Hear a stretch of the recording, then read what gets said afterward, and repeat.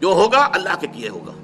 اللہ میرا رب ہے، میرا مالک، میرا پروردگار، میرا خیر خواہ، میرا دوست، میرا پشت پناہ. اللہ ولی الذین آمنوا، اللہ ولی ہے اہل ایمان کا، ساتھی ہے، مددگار ہے، پشت پناہ ہے. آپ سوچئے ہمارے دیہاتی علاقے میں کسی شخص کے بارے میں معلوم ہو کسی کو کہ اسے بڑے زمیندار چودھری کی پروٹیکشن حاصل ہے، بڑے وڈیرے کا، یہ جو ہے بہت ہی منہ چڑھا ہوا آدمی ہے، وڈیرا جو ہے وہ اس پر بڑا مہربان ہے. اب اس سے خوف ہوگا؟ اس کا ڈھور ڈنگر کوئی چوری کرنے کی جرت کرے گا؟ اسے کوئی نقصان پہنچائے گا؟ وہ پاؤں بنا کر سوئے گا، اسے خوف نہیں ہے، اس لیے کہ بہت بڑا وڈیرا، بہت بڑا جاگیردار، بہت بڑا زمیندار، علاقے کا چودھری جو ہے وہ میرا دوست ہے، میرا پشت پناہ ہے. اس پوری کائنات کا چودھری، پوری کائنات کا وڈیرا، پوری کائنات کا مالک، اگر آپ کو یہ اطمینان ہو کہ وہ آپ کا ولی ہے، یہ اطمینان کب ہوگا؟ جب آپ خود اس کے ولی بن جائیں. اگر آپ اس کے ولی بن جائیں گے تو وہ آپ کا ولی ہے.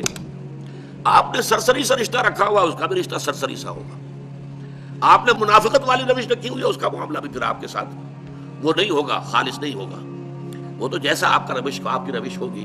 انا عندہ، یہ ایک حدیث قدسی میں آتا ہے، عند ظن عبدی بھی، جو میرا بندہ میرے بارے میں ظن کرتا ہے میں وہی سلوک اس کے ساتھ اختیار کرتا ہوں. تو اللہ پر جم جانا، تو خوف ختم.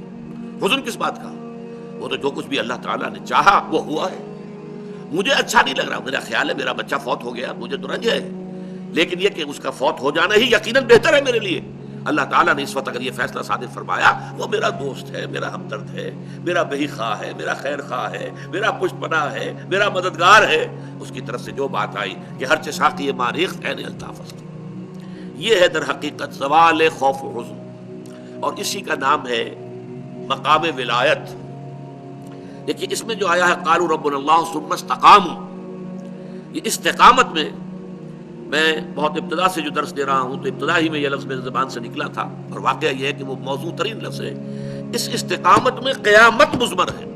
کیا معنی استقامت کے؟ تم نے کہا اللہ تم میرا رب ہے، اور رب کے ہر حکم کو ماننا لازم آ گیا. کیسے ممکن ہے؟ اگر دل چک گیا ہے، اگر تمہاری واقعتاً جو ہے دل کے اندر جماؤ پیدا ہو گیا ہے، اس رب کے اوپر اتنا یقین ہو گیا، اس کی ربوبیت پر اعتماد ہو گیا، تب اس کی اطاعت، اس کی تمام جو ہے عبادت. اچھا رب کے اوپر اعتماد ہو گیا ہے تو بھروسہ اسی پر، اللہ تتخذوا من دونی وکیلا، میرے سوا کسی اور کو اپنا کارساز نہ سمجھنا. کارساز صرف اللہ. کارساز ماں بے فکر کار ماں، فکر ماں در کار ماں آزار ماں. اس قدر عمدہ چیزیں لوگوں نے کہی ہیں. میرا کارساز، کارساز کسے کہتے ہیں؟ کام بنانے والا، کارسازی، کام بنانے والا. میرا کارساز، میرے کام بنانے والا خود میرے کاموں کی فکر میں ہے، میرے کام بنانے کی فکر میں ہے. اور میں جب خود فکر کرتا ہوں اپنا کام بنانے کی تو غلطی کر بیٹھتا ہوں.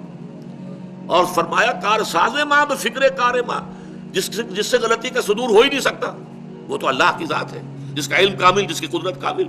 کارساز ماں فکر کار ماں، فکر ماں در کار ماں. اپنے کام میں جب خود فکر کرتا ہوں، سوچتا ہوں، راستے نکالتا ہوں، اسکیمیں بناتا ہوں، آزار ماں، اس کے نتیجے میں آزار، اس کے نتیجے میں مشکلات، اپنے لیے جو ہے بے پناہ قسم کی پیچیدگیاں پیدا کر بیٹھتا ہوں. یہ ہے استقامت. ان الذین قالوا ربنا اللہ ثم استقاموا، یہ مقام ولایت ہے، اچھی طرح سمجھ لیجیے.